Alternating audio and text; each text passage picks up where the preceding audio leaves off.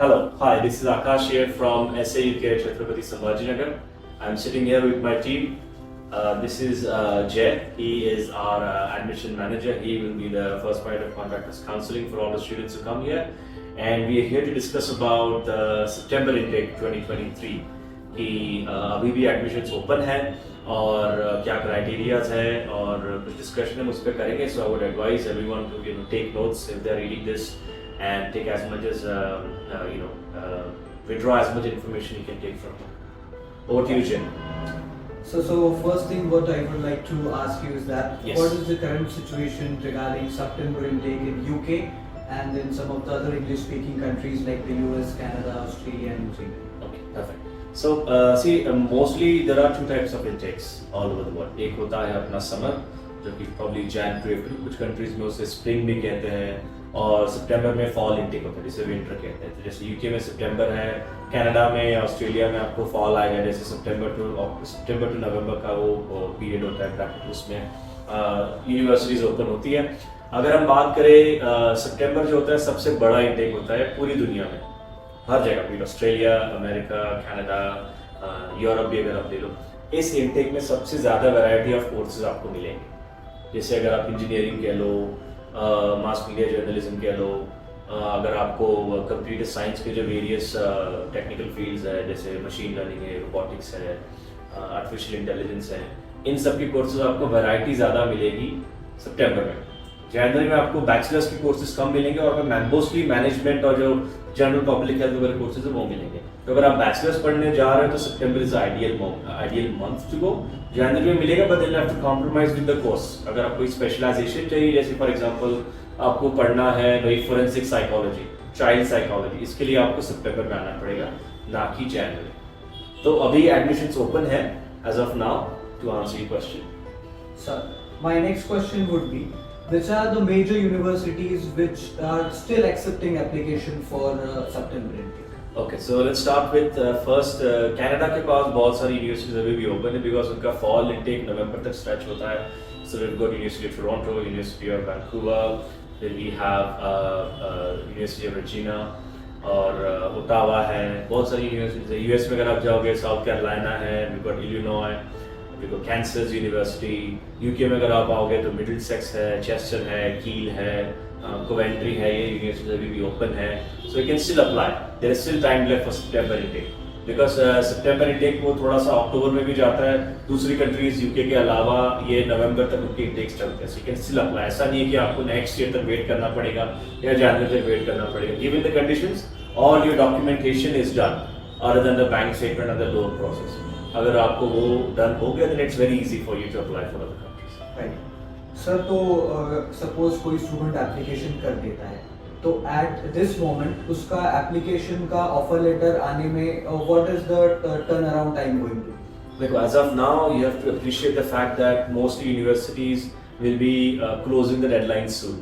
Right. तो इसके लिए अगर आप इस इंस्टेंट पे अगर आप अप्लाई करते हो कोई भी यूनिवर्सिटी में तो आपके पास सबसे पहले आपके सारे डॉक्यूमेंट्स पूरे होना चाहिए. Be it your letter of recommendations, आपकी मार्कशीट्स, आपकी ट्रांसक्रिप्ट्स या आपकी डिग्री. उसके अलावा आपका आईएलटीएस का जो पूरा स्कोर कार्ड है या अगर आपको कोई और टेस्ट दिए वो स्कोर कार्ड आपके हाथ में चाहिए. सो एटलीस्ट आप एक कंडीशनल ऑफर लेटर अवेल कर सकते हो. Normally they take about 2 to 3 weeks is the normal period for turn around times. But because we have direct contracts with the universities और हमारे representatives भी हमारे साथ डायरेक्टली टच में होते हैं. So we can get that offer letter from the university in half the time. We can ask them to expedite the cases, so we can get that in half a time, depending on कि आपके सारे documentation complete है. So we would rather look for an unconditional rather than a conditional letter. अगर हमने सारे documents एक ही बार में भेज दिए तो directly unconditional offer letter आएगा without any conditions. So we can deposit the money, get the cash, and then probably move on for a visa application. Right. Sir क्या ऐसी भी कोई यूनिवर्सिटीज है जो without English proficiency test just on the basis of medium of instruction certificate या 12th standard English marks के ऊपर student को एडमिशन दे सके? क्योंकि इंग्लिश प्रोफिशिएंसी टेस्ट के लिए अपीयर होने के लिए स्टूडेंट्स के पास कम टाइम बचा है. So is there any possibility? Yes, of course. There are certain universities जैसे यूके में अगर हम बात करें यूनिवर्सिटी ऑफ एसेक्स, हमारे पास कोवेंट्री यूनिवर्सिटी है. फिर हमारे पास में आ गई यूनिवर्सिटी ऑफ ब्राइटन है, स्टर्लिंग है, जो अगर आप सिर्फ आपको 12th में 70% एंड अबव रहे इंग्लिश में, तो आपको उसमें मीडियम ऑफ इंस्ट्रक्शन के बेसिस पे आपको विदाउट आइल्स का टेस्ट मिल सकता है। बट द कंडीशन बी कि आपका जो ये लास्ट क्वालिफिकेशन है, it has to be the last 3 years, it can't be 10 years back. So आपको लास्ट 3 years में आपका लास्ट क्वालिफिकेशन होना चाहिए, medium of instruction being English, then you can probably get a waiver of English. But this shouldn't be used as a way to bifurcate IELTS कि भाई avoid IELTS, because IELTS is a very important examination. So be other exams. But ये English speaking आपको बहुत काम में आएगी credibility interview में, या अगर आपका क्रेडिबिलिटी इंटरव्यू होने के बाद में हो सकता है आपको इमिग्रेशन क्लियरेंस पे ये सब चीज़ें पूछ ले, तो ये आपके पास वो कॉन्फिडेंस होना चाहिए, वो आपको गिफ्ट ऑफ इंग्लिश लैंग्वेज होनी चाहिए, कम्युनिकेशन स्किल, कि आप एटलीस्ट इमिग्रेशन ऑफिसर्स को सही जवाब दे पाए कि आप इस कंट्री में क्यों पढ़ रहे हैं, B it any country, Australia, Canada, America, whichever. मैंने यूके के ऑप्शंस दिए, ऑस्ट्रेलिया में भी कुछ यूनिवर्सिटीज़ है, अमेरिका में भी है, कनाडा में भी है जो इंग्लिश पे वेवर देगी, बट डिपेंड्स, आपका इंग्लिश की कमांड अच्छी होनी चाहिए, and it differs on case by case basis. So what is the current situation pertaining to the availability of scholarship for international students? Scholarship is a very hot seat topic at the moment. कि देखो most of the universities की basic entry requirements होती है 55% and above for bachelors, 70% and above for undergraduate programme. This be in any country, Australia, America, या Canada, या कह लो आप Germany and all that. But क्या होता है ना कि अगर आपको ये बेसिक रिक्वायरमेंट भी मीट होती है तो आपको कम से कम 1000-2000 पाउंड की या डॉलर्स की स्कॉलरशिप मिली जाएगी। और अगर आपको इससे भी अच्छे मार्क्स है, आपका CGPA अबव 8 है, आपको 70% एंड अबव है, तो आपको उससे भी ज़्यादा स्कॉलरशिप प्रॉब्ली 3,000 to 4,000 pounds या 5,000 to 6,000 डॉलर्स मिल सकती है, depending upon your meritorious excellence in education. So ये अगर आपको यूनिवर्सिटीज़ है जो स्कॉलरशिप अगर आप अंडर ग्रेजुएट पढ़ने जा रहे हो आपको हर साल देंगे, कोई यूनिवर्सिटी जो आपको सिर्फ पहले साल देंगे, but masters because most of the countries में 2 साल का होता है तो आपको 1 साल का उसका स्कॉलरशिप मिल जाएगा। यूके में अगर आप आते तो 1 साल का मास्टर्स होता है, तो उसमें आपकी लिटरली 3-4 हज़ार पाउंड कम हो जाते हैं, that is more than 3/4 of the fees, so that really helps. Okay. So I would like you to tell us something about earn while you learn programs and part-time jobs available for the students, and what is the hourly likely rate of pay and all this. Sure.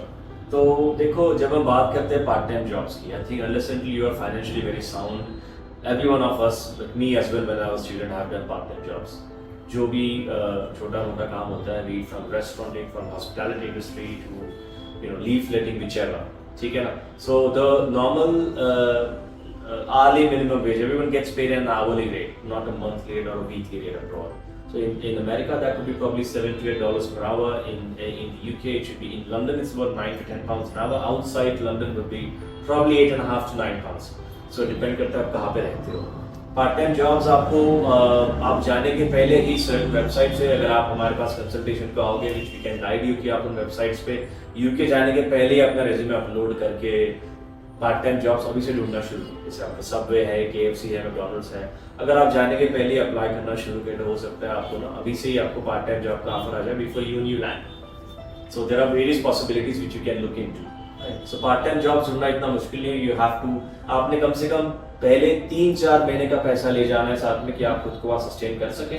बाकी हमारी student community है UK में, Australia में, Canada में, America में, हम हमारे हर student को उस कम्युनिटी के साथ में ज्वाइन इन करा देते हैं कि वो then they can organically help each other. So part time jobs कह लो या अकोमोडेशन कह लो, private accommodation is expensive in the university, पर private accommodation outside is cheaper because हमारे सारे बच्चे साथ में रहते हैं, साथ में मिलके, तो उनकी कॉस्ट ऑफ लिविंग कम हो जाती है, तो मंथली एक्सपेंसेस कम हो जाते हैं, खाने पीना, रहना, ट्रांसपोर्टेशन से लेके। So that is what we suggest जब हमारे बच्चे हमारे पास कंसल्टेशन को आते हैं, so it brings the cost of accommodation and everything down. So the last question for today. What are the points which one should keep in mind while booking air tickets? Okay, when you look for booking your air tickets, सबसे पहले आपने ये देखना है कि आपका जो कैज letter है, कैज लेटर पे एक डेडलाइन होती है जिस पे कहता है कि this is the last date for student to come and enrol. आपने मेक श्योर करना है कि उस डेडलाइन के पहले ही आपने यूके में या कोई भी कंट्री हो आपकी, यूके हो, यूएस, कनाडा, ऑस्ट्रेलिया, व्हाटएवर, आपने उस कंट्री में, जैसे यूके, यूएस में उसे I-20 कहते हैं, तो उस पे एक डेट होती है कि आप the student has to reach the country at least before this date. इसके बाद आप जाओगे तो आपका वीजा कैंसिल कर दिया जाएगा, आपको वापस भेज दिया जाएगा। तो आपने मेक श्योर करना है कि पहले आप वो डेट देखें, उसके बाद आप ये कैलकुलेट करके आपने उसके हिसाब से आपने कैलकुलेशन करना है कि मुझे वीजा प्रोसेसिंग में कम से कम महीने भर का टाइम छोड़ना पड़ेगा। सर्टेन सिचुएशन में यूनिवर्सिटी आपको 1-2 हफ्ते का रिलैक्सेशन दे देगी, but let's not put it to that way कि भाई ये मिल जाएगा तो शायद, बिकॉज हर यूनिवर्सिटी इतनी फ्लेक्सिबल नहीं होती। सो अकॉर्डिंगली अपना वीज़ा एप्लीकेशन प्लान कीजिए। और रही बात ट्रैवल की, तो आई वुड सजेस्ट कि हम हमारे पास जो बच्चे आते हैं कंसल्टेशन के लिए, हम उनको ट्रैवल में भी गाइडेंस कर सकते हैं कि भाई कौन से डेट्स पे टिकट्स लो कि आपको सस्ती मिलेगी, कौन सी वेबसाइट्स लो जिससे आपको टिकट सस्ती मिलेगी। कुछ यूनिवर्सिटीज कुछ एयरलाइंस हैं वो स्टूडेंट्स को अट्रैक्ट करने के लिए डिस्काउंट ऑफर्स भी देती है, you can also guide that as well. Plus आपने अपनी यूनिवर्सिटी से हमेशा कम्युनिकेशन में रहना है और आपने उनसे, because most of the universities give a meet and greet pickup, मतलब समझ लो आप कहीं भी रहो एयरपोर्ट में, आपकी यूनिवर्सिटी का कोई बंदा आके आपको फ्री पिकअप करके आपको अकोमोडेशन में छोड़ेगा।